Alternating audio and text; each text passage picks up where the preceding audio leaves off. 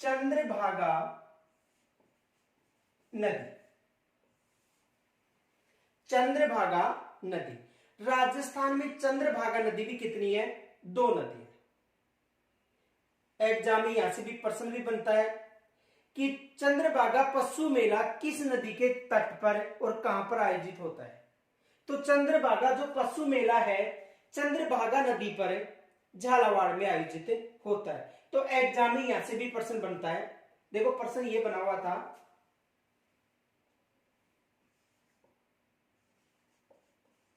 चंद्रभागा पशु मेला किस नदी के तट पर आयोजित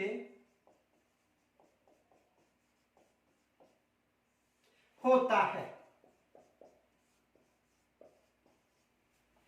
एग्जाम में यहां से प्रश्न बनता है कि चंद्रभागा जो पशु मेला है वो किस नदी के तट पर आयोजित होता है? तो ये किस नदी के तट पर आयोजित होता है? चंद्रभागा नदी के तट पर। और कहां पर आयोजित होता है? झालावाड़ में।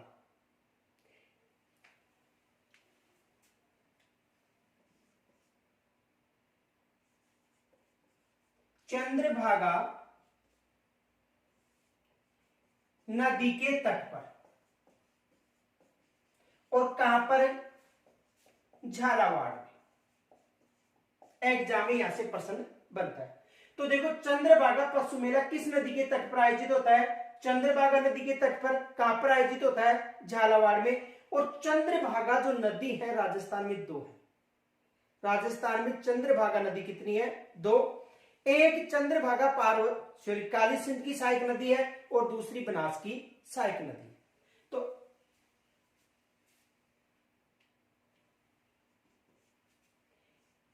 एक चंद्रभागा नदी बनास की सहायक नदी है। किसकी सहायक नदी है? बनास की सहायक नदी। और ये जो चंद्रभागा जो बनास की सहायक नदी है इसका जो उद्गम है आमेर से होता है। उसके बाद में भीलवाड़ा और राजसमंद में बहती हुई अपना जल किस नदी में ले जाकर डालती है? बनास नदी। तो एक बनास नदी तो किसकी सहायक, एक चंद्रभागा नदी तो किसकी सहायक नदी हो गई? बनास की।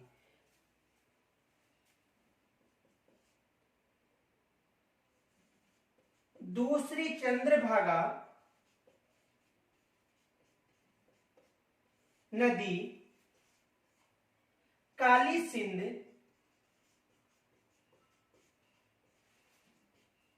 नदी की सहायक नदी है।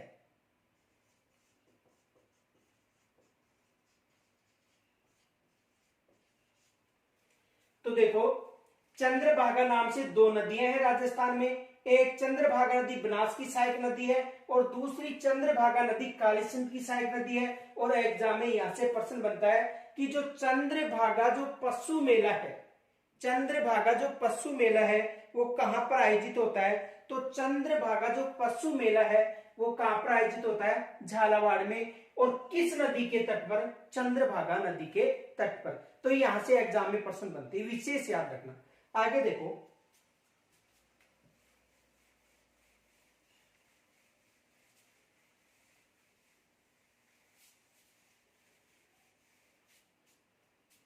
जयसमंद झील।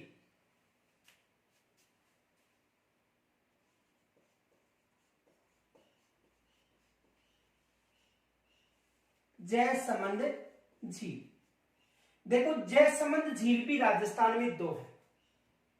जयसमंद झील भी राजस्थान में कितनी है? 2। एक जयसमंद झील अलवर में है और दूसरी जयसमंद झील उदयपुर में है। एक जयसमंद झील कहां पर है? अलवर में। और दूसरी कहां पर है? उदयपुर में।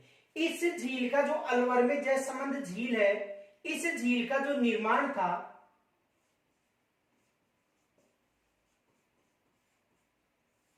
महाराजा जयसिंह ने करवाया था।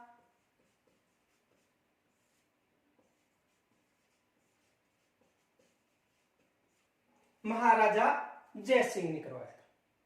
और जो उदयपुर में जयसमंद झील है, इसका निर्माण महाराणा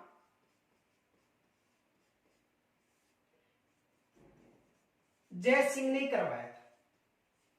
इसका निर्माण महाराजा जयसिंह ने, इसका निर्माण महाराणा, मेवाड़ की जो शासक थे उनको महाराणा के नाम से पुकारा जाता था। तो इसका निर्माण महाराणा जयसिंह ने और इसका निर्माण महाराजा जयसिंह ने करवाया था। ये जो झील है जयसमंद, ये राजस्थान की सबसे बड़ी कृत्रिम झील है, ये विशेष याद रखना। ये जो झील है, कौन सी, जो जयसमंद झील उदयपुर में, उसकी बात कर रहे हैं। तो ये है झील राजस्थान की सबसे बड़ी कृत्रिम झील है। और इस झील में गोमती नदी का जल आकर गिरता है।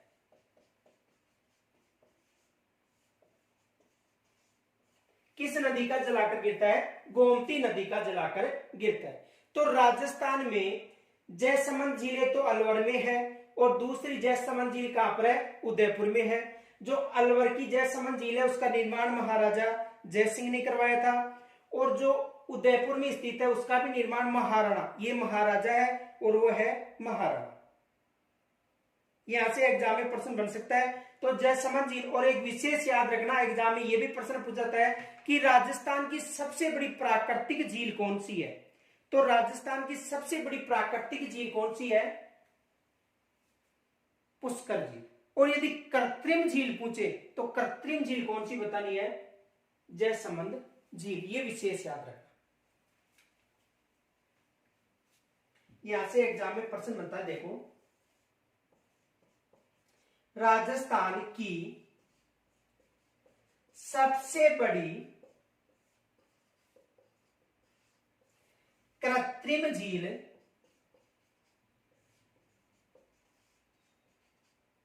कौन सी है?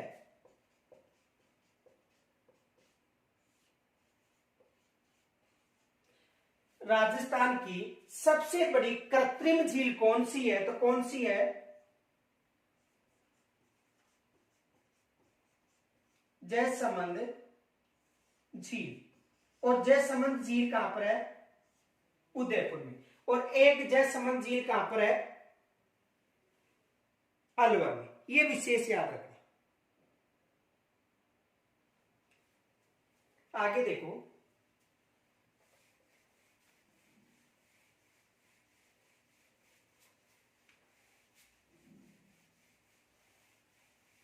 देखो महिषासुर मर्दिनी की मूर्ति राजस्थान में 2 है। महिषासुर मर्दिनी की मूर्ति पूछे तो राजस्थान में कितनी है? मूर्ति का मतलब मंदिर। महिषासुर मर्दिनी का जो मंदिर है राजस्थान में कितने हैं? तो देखो, महिषासुर मर्दिनी की मूर्ति, महिषासुर मर्दिनी की मूर्ति।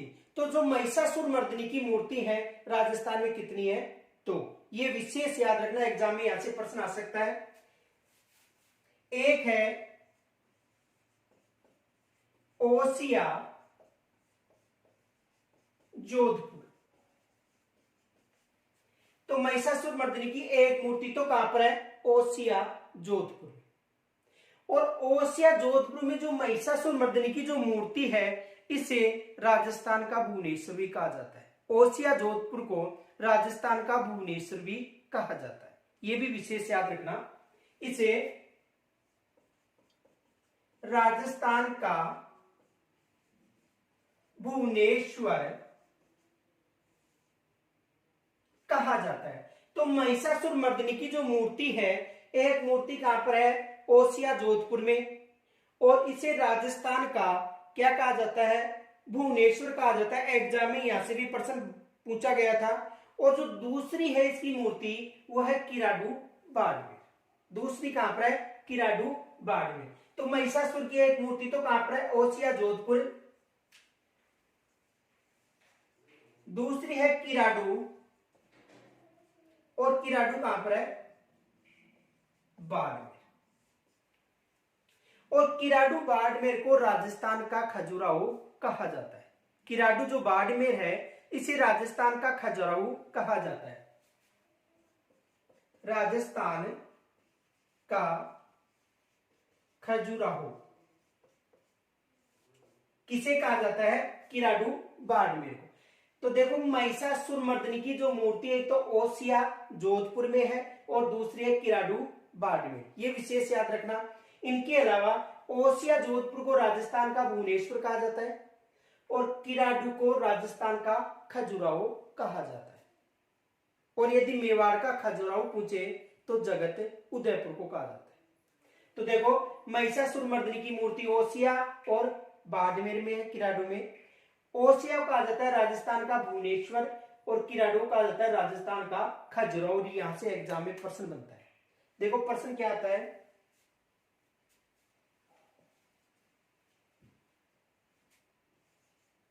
राजस्थान का खजुराहो किसे कहा जाता है?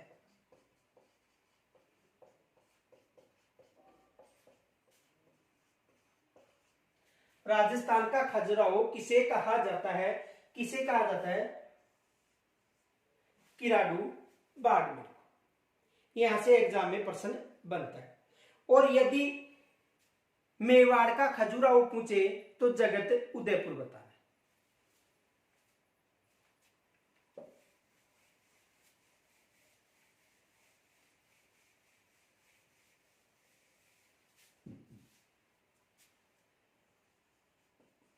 खजुराहो, तो देखो राजस्थान का खजुराहो, राजस्थान का खजुराहो किसे कहा जाता है? किराडू बाड़मेर।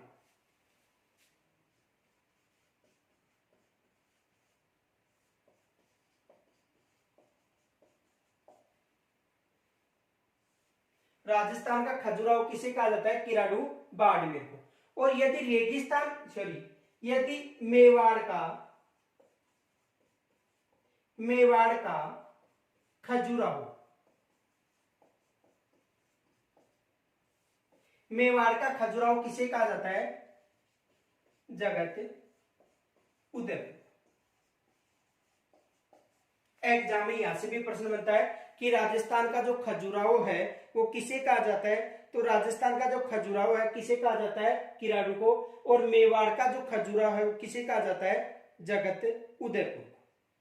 यहां से एग्जाम में प्रश्न बनते, ये विशेष याद है। आगे देखो, देखो राजस्थान में 32 खंभों की छतरियां 2 है। राजस्थान में 32 खंभों की छतरी कितनी है? 2। 32 खंभों की छतरी। राजस्थान में 32 खंभों की छतरी कितनी है? 2। देखो एक छतरी तो है रणथंभौर सवाई माधोपुर,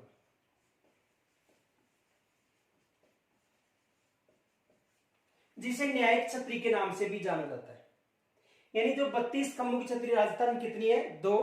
एक 32 खंभों की छतरी कहां पर है? रणथंभौर सवाई माधोपुर में, जिसे न्यायिक छतरी के नाम से भी जाना जाता है। और दूसरी जो 32 खंभों की छतरी है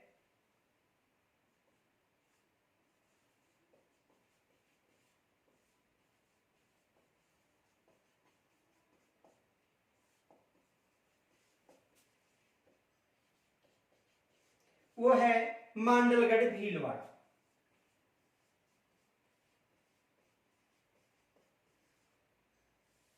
मांडलगढ़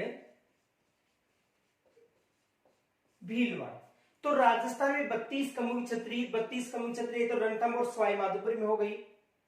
इसे न्यायिक छतरी के नाम से भी जाना जाता है। और जो दूसरी 32 कमू की छतरी है वो है मांडलगढ़ भीलवाड़ा, जो जगत सिंह सिसोदिया की स्मृति में निर्मित थी। आमेर का जो शासक था जगत सिंह, उनकी स्मृति में मांडलगढ़ भीलवाड़ा में निर्मित थी। तो 32 कमू की छतरी एक रणथंभ और सवाई माधोपुर में हो गई, दूसरी हो गई मांडलगढ़ भीलवाड़ा में।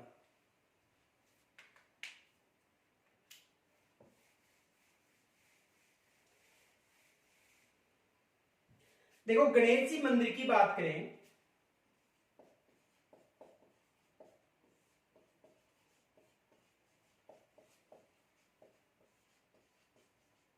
गणेश जी की मंदिर की बात करें तो देखो सबसे प्रसिद्ध त्रिनेत्र गणेश जी का मंदिर है। त्रिनेत्र गणेश जी का मंदिर। तो त्रिनेत्र गणेश जी का जो मंदिर है वो रणथंभ और सवाई माधोपुर में, रणथंभ और सवाई माधोपुर।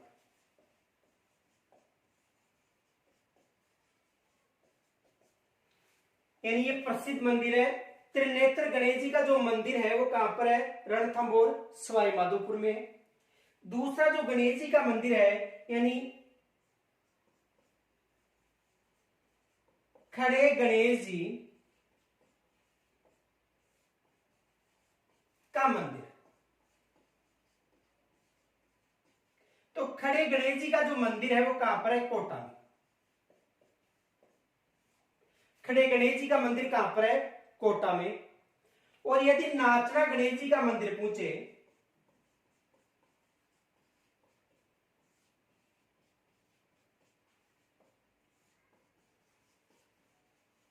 नाचना गणेश जी का मंदिर, तो नाचना गणेश जी का मंदिर है वो कहां पर है? अलवर में। नाचना गणेश जी का मंदिर कहां पर है? अलवर में। और यदि बाजना गणेश जी का मंदिर पूछे,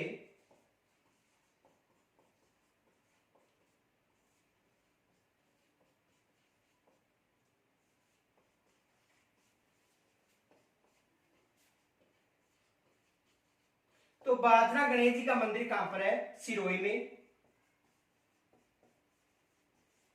बाजना गणेश जी का मंदिर कहां पर है? सिरोही में।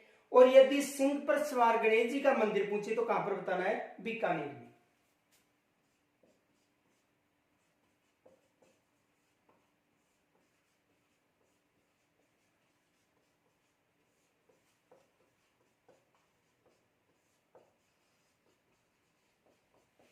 सिंह पर सवार गणेश जी का मंदिर कहां पर है? बीकानेर।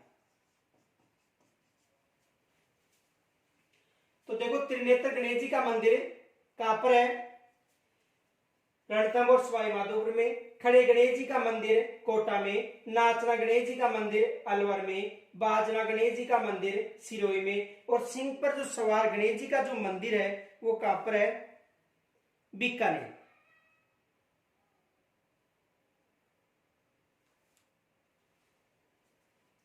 आगे देखो,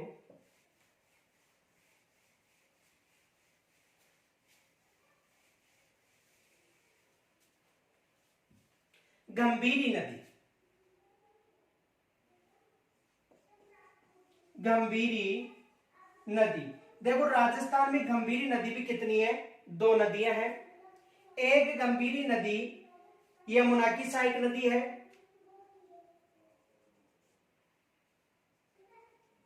यमुना।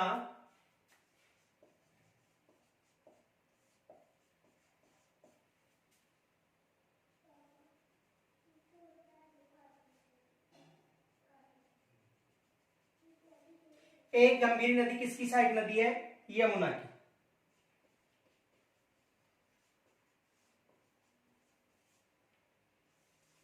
इसका जो उद्गम है गंगापुर सिटी सवाई माधोपुर से होता है। गंगापुर सिटी सवाई माधोपुर।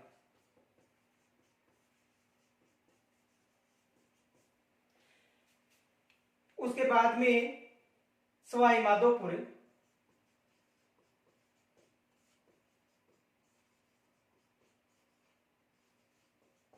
करौली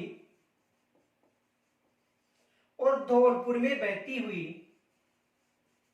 अपना जल कहां पर डाल रही है? यमुना में। तो गंभीरी नदी एक तो किसकी सहायक नदी हो गई? यमुना की सहायक नदी। और जो दूसरी गंभीरी नदी है वो बेड़ज की सहायक नदी है। देखो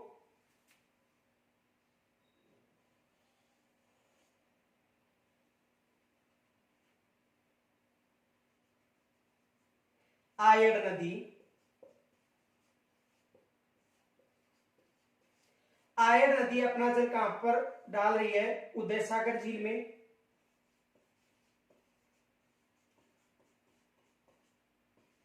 उदय सागर झील। उसके बाद में यानी आयड़ नदी अपना जल किस झील में डाल रही है? उदय सागर में। और यहां पर अधिक जल होने के बाद ये बेड़ज के माध्यम से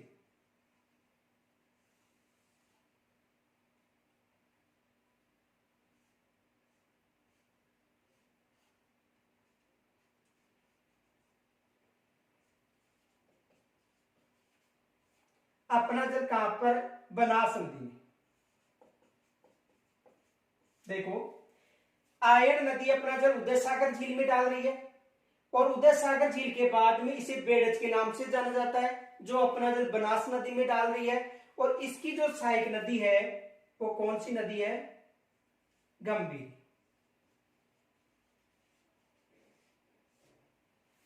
तो राजस्थान में गंभीर नदी कितनी हो गई? 2। एक यमुना की सहायक नदी हो गई जिसका उद्गम होता है गंगापुर सिटी सवाई माधोपुर से।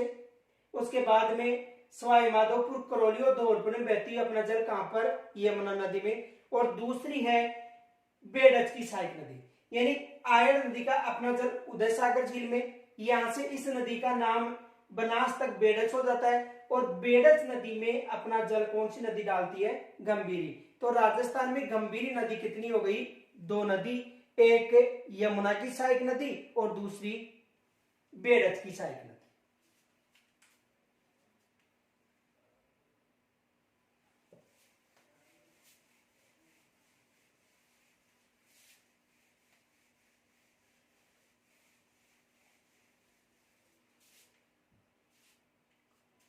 पार्वती नदी,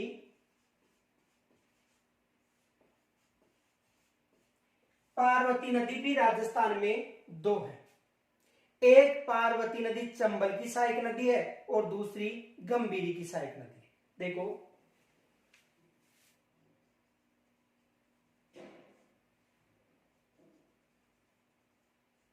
यमुना नदी,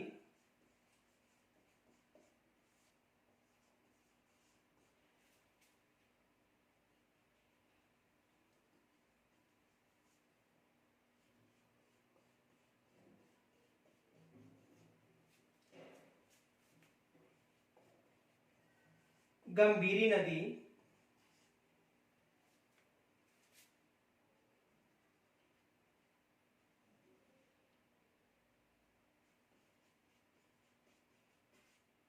पार्वती नदी।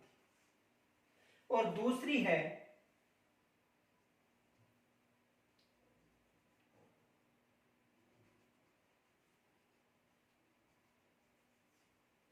चंबल नदी। और चंबल नदी की सहायक नदी कौन सी है? पार्वती नदी।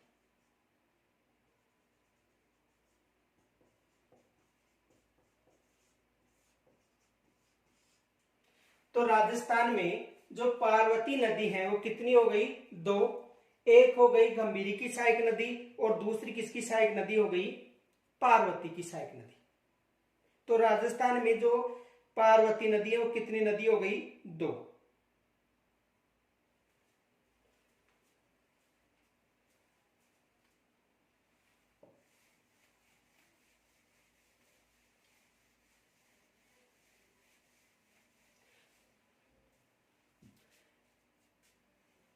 देखो प्रवेश द्वार,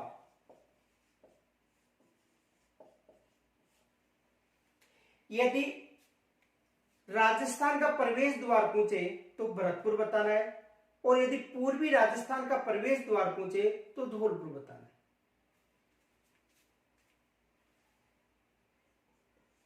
राजस्थान का प्रवेश द्वार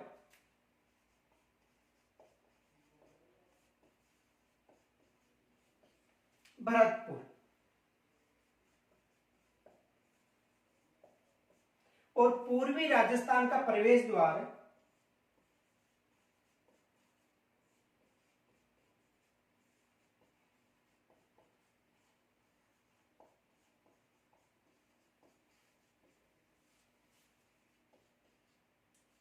धौलपुर।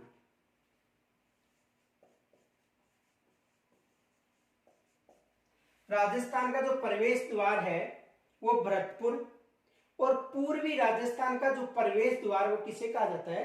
धौलपुर को। ये विशेष याद रखना, एग्जाम में प्रश्न आता है कि जो राजस्थान है उसका जो प्रवेश द्वार है वो किसे कहा जाता है? तो राजस्थान का जो प्रवेश द्वार है वो किसे कहा जाता है? भरतपुर को कहा जाता है। और यदि पूर्वी राजस्थान का प्रवेश द्वार पूछे तो किसे बताना है? धौलपुर को। ये विशेष याद रखना।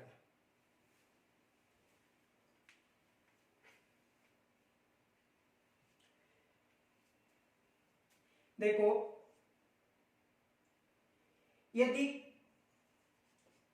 खारी नगरी पूछा जाता है, खारी नगरी, तो खारी नगरी नागौर को बताना है। खारी नगरी किसे कहा जाता है? नागौर। देखो, खारी नगरी नागौर को इसलिए कहा जाता है कि नागौर में सर्वाधिक खारे पानी की झीलें हैं। नागौर में सर्वाधिक खारे पानी की झीलें हैं, इस कारण नागौर को खारी नगरी के नाम से जाना जाता है। और यदि मीठी नगरी के नाम से पूछे, मीठी नगरी, तो मीठी नगरी उदयपुर को बताना है। मीठी नगरी किसे बताना है? उदयपुर, क्योंकि सर्वाधिक मीठे पानी की झीलें कहां पर है? उदयपुर। और यदि आधी मीठी और आधी खारी नगरी पूछे तो जैसलमेर बताना है। आधी मीठी व आधी खारी, जैसलमेर।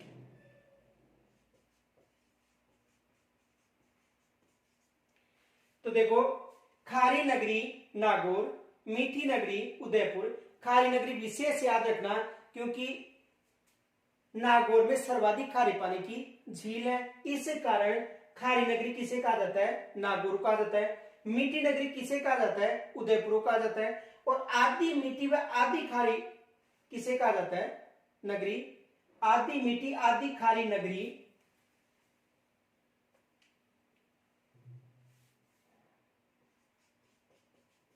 जैसलमेर। और यदि आधी मीठी व आधी खारी नदी पूछे तो कौन सी बतानी है? लूनी। ये विशेष याद रखना, नोट।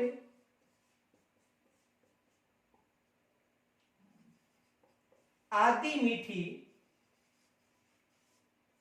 व आधी खारी नदी कौन सी है? लूनी। यानी कहने का मतलब आधी मीठी व आधी खारी नदी पूछे तो कौन सी बतानी है? लूनी, क्योंकि बालोतरा बाड़मेर तक लूनी नदी का जल मीठा रहता है और बालोतरा बाड़मेर के बाद इस नदी का जल क्या हो जाता है? खारा हो जाता है।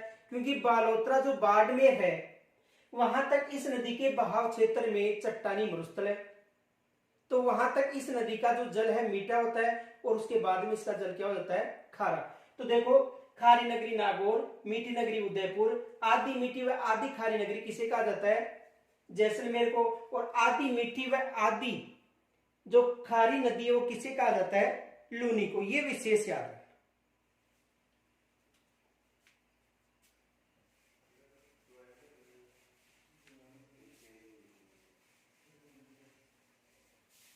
देखो, तीर्थराज, तीर्थराज, तीर्थराज के नाम से भी यहां पे एग्जाम में प्रश्न पूछा जाता है।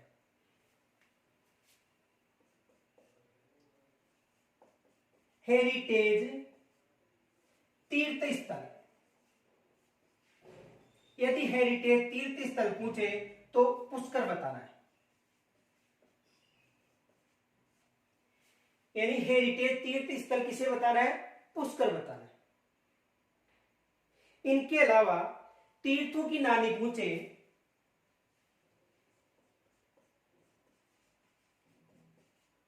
तीर्थों की नानी तो देवयानी झील को बताना है। देवयानी झील यानी हेरिटेज तीर्थ स्थल पुष्कर हो गया और तीर्थों की जो नानी है वो हो गया देवयानी झील। और यदि तीर्थराज पूछे तीर्थराज का मेला, तीर्थराज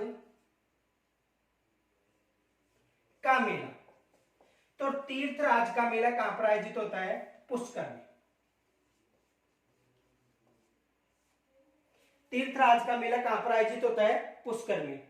और यदि तीर्थों का मामा भांजा पूछे तो अटरू बारा।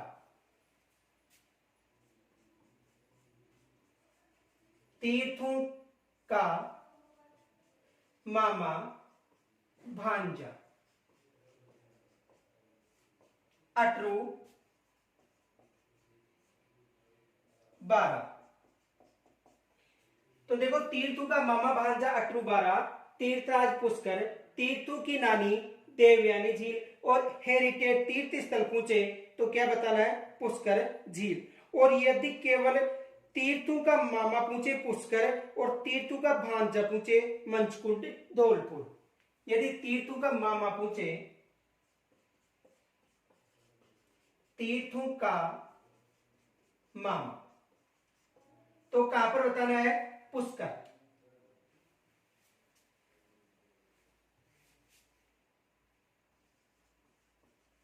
अटरू बारा और तीर्थों का मामा पुष्कर और तीर्थों का भांजा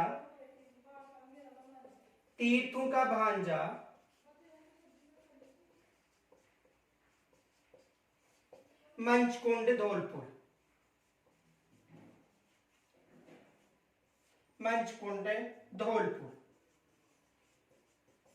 यहां से एग्जाम में प्रश्न आता तो हेरिटेज तीर्थ स्थल पुष्कर, तीर्थों की नानी देवयानी झील, तीर्थराज का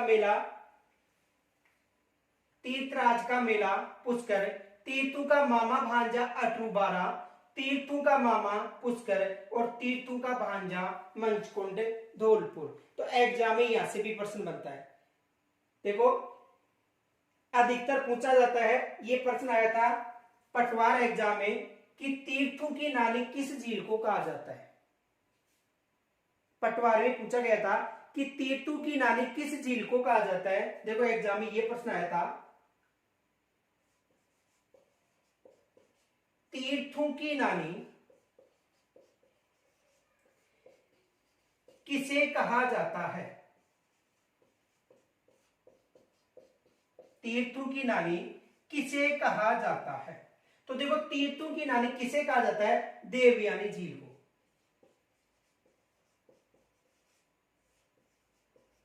पटवार में पूछा गया था।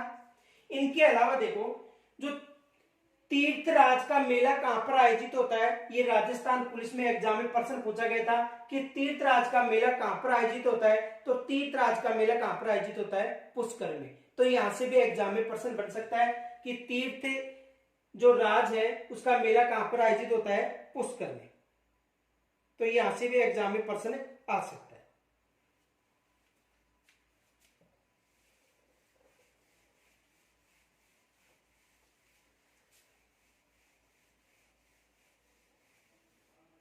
देखो राजस्थान में खंडित जिले कितने हैं? 2, जिनकी सीमा क्या है? खंडित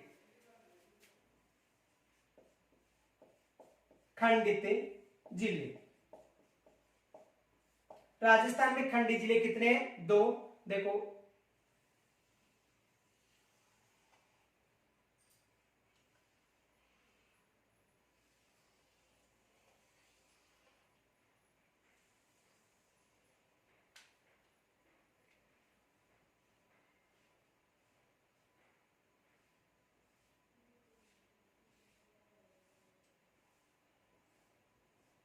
ये अजमेर है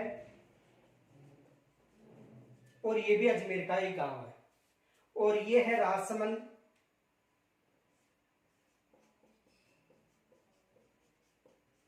और ये है पाली। तो देखो यहां पर ये अजमेर का क्षेत्र है, लेकिन पाली व राजसमंद की सीमा स्पर्श हो रही है एक दूसरे को। तो एक तो खंडी जिला कौन सा हो गया, अजमेर।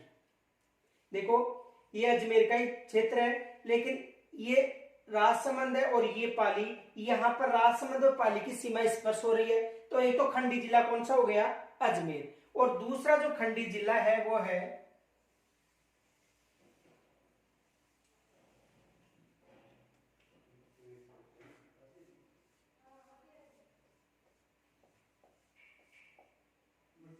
देखो ये भीलवाड़ा है और ये मध्य प्रदेश। अब देखो भीलवाड़ा व मध्य प्रदेश की सीमा, यानी ये चित्तौड़गढ़ का भैंसोड़गढ़ क्षेत्र है और ये चित्तौड़गढ़ है, तो इन दोनों की सीमा यहां से खंडित है। तो एक जिला कौन सा हो गया, दूसरा चित्तौड़गढ़, चित्तौड़गढ़। तो देखो राजस्थान में दो खंडी जिले हो गए, एक अजमेर और दूसरा चित्तौड़गढ़। अजमेर का ये जो खंडी क्षेत्र हो गया और ये चित्तौड़गढ़ खंडी क्षेत्र हो गया, ये यहाँ पर भीलवाड़ा की सीमा किसे स्पर्श करती है, मध्य प्रदेश को। और यहां से एग्जाम में प्रश्न पूछा जाता है कि राजस्थान में खंडी जिले कितने हैं। दूसरा प्रश्न ये पूछा जाता है कि मध्यवर्ती राजस्थान का खंडित जिला कौन सा है, मध्यवर्ती, मध्य क्षेत्र में कौन सा जिला आता है, अजमेर। तो यहां से एग्जाम में प्रश्न बनता है। देखो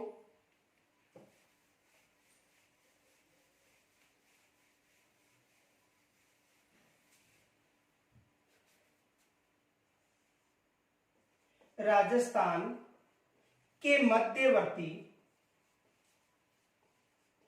राजस्थान का मध्यवर्ती खंडित सीमा वाला जिला कौन सा है।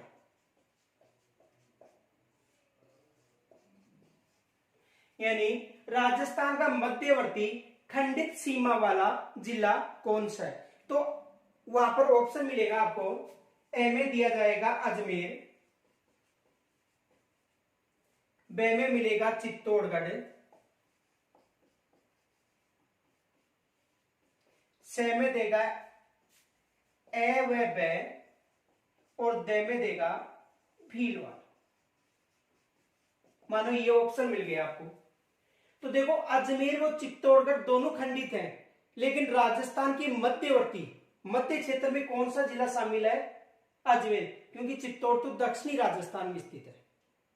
मध्य क्षेत्र में कौन सा जिला स्थित है, अजमेर। तो ये विशेष याद रखना कि राजस्थान का मध्यवर्ती खंडित सीमा वाला जिला कौन सा है। तो राजस्थान का मध्यवर्ती तो खंडित सीमा वाला जिला कौन सा है, अजमेर। ये विशेष याद रखना, एग्जाम में यहां से प्रश्न बन सकता है, ये विशेष याद रखना। आगे देखो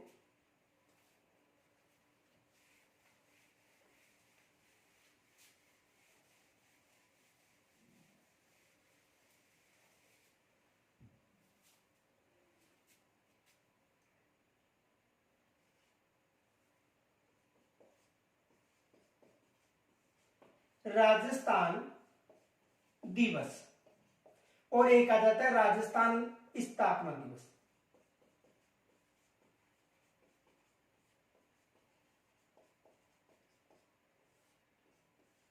ये विशेष याद रखें। एक प्रश्न आ जाता है राजस्थान दिवस और दूसरा प्रश्न आ जाता है राजस्थान स्थापना दिवस, अलग अलग है। देखो राजस्थान दिवस 30 मार्च को मनाया जाता है और राजस्थान स्थापना दिवस 1 नवंबर को मनाया जाता है, क्योंकि राजस्थान का जो पूर्ण निर्माण था 1 नवंबर 1956 को हुआ था। तो 1 नवंबर 1956 के कारण जो राजस्थान स्थापना दिवस है 1 नवंबर को मनाया जाता है और राजस्थान दिवस 30 मार्च को मनाया जाता है। ये विशेष याद रखना। तो राजस्थान दिवस 30 मार्च और राजस्थान स्थापना दिवस 1 नवंबर। तो राजस्थान दिवस 30 मार्च को मनाया जाता है और राजस्थान स्थापना दिवस 1 नवंबर को मनाया जाता है। यहां से एग्जाम में प्रश्न बनता है। इनके अलावा देखो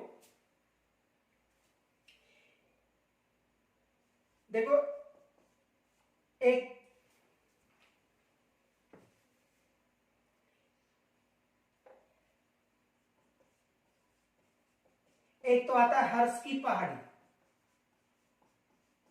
और एक आता है हर्षनाथ की पहाड़ी।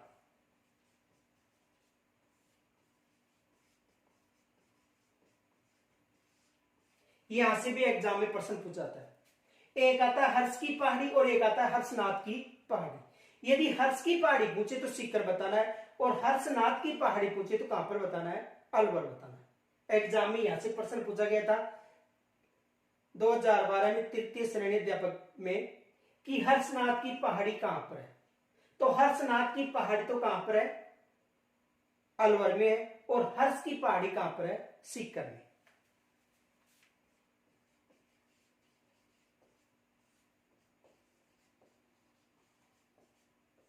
यहां से एग्जाम में प्रश्न पूछा गया था कि हर्ष की पहाड़ी सीकर और हर्षनाथ की पहाड़ी अलवर। देखो एग्जाम में प्रश्न क्या आया था, राजस्थान के किस जिले में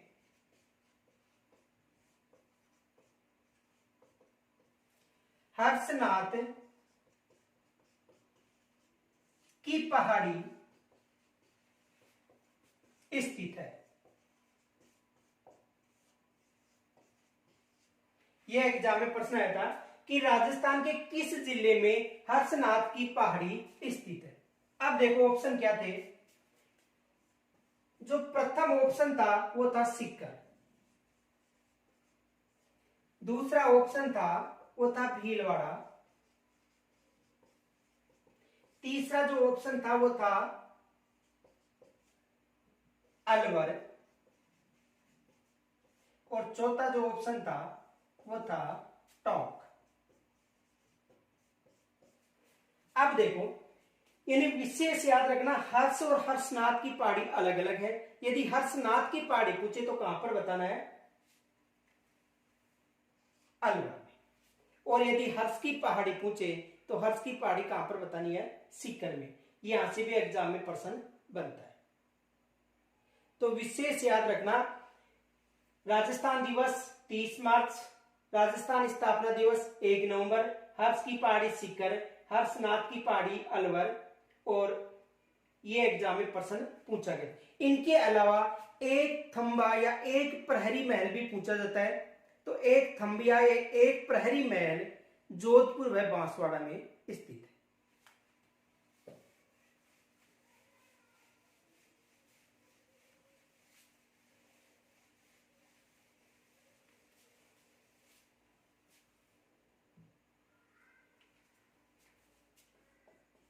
एक प्रहरी महल, तो एक प्रहरी महल या एक थंबिया महल एक तो है जोधपुर में और दूसरा है डूंगरपुर।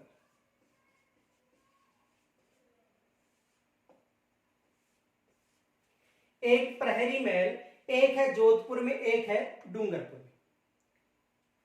और यहां से भी थर्ड ग्रेड में प्रश्न पूछा गया था अध्यापक परीक्षा में कि एक थंबिया महल कहां पर स्थित है। वहां पर जोधपुर ऑप्शन नहीं था, डूंगरपुर ऑप्शन था। तो एक प्रहरी या एक थंबिया यानी केवल एक ही उसकी जो नींव भरी गई थी। तो एक थंबिया या एक प्रहरी महल कहां पर है, जोधपुर व डूंगरपुर में। यहां से भी एग्जाम में प्रश्न बन सकता है। इसका जो शेष पार्ट है उसका अध्ययन हम कल करेंगे।